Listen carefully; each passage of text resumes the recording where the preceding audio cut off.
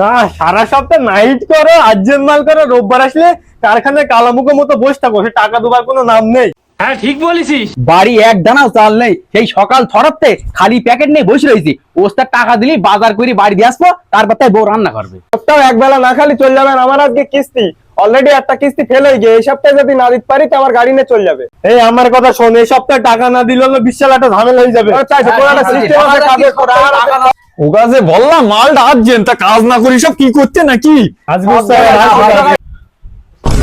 ওগা যে কালকে বললাম মালটা আর্জেন্ট, তোরা কাজ না করে এখানে বসে রয়েছিস কেন? বসে রয়েছি কেন বুঝতে পারতো না নাকি? আজকে রবিবার, আমাদের টাকা দাও।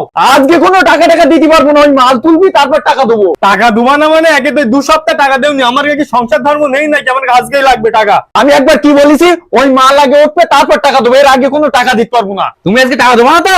না দেবো না। করলাম না তোমার এখানে কাজ, তোমার টাকা দিচ্ছি না। চল, টাকা কি করে আদায় করতে হয় আমার জানার রইয়ে।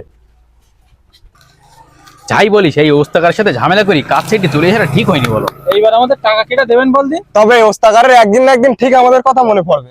একদিন না, ওস্তাগারে আমার কথা আজকেই মনে পড়বে। পেছন দিক ফিরে দেখ।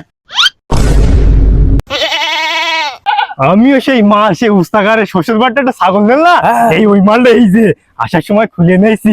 চল, এই খবর উস্তাগারের কানে যাবার আগে মালটা হাটে পাচার করে দে। আশা করি উস্তাগারের কাছে সামনে যা পাই তার থেকে 5-6 হাজার টাকা লাভই হবে। ঠিক আছে, শিখিনে ধর ধর ধর।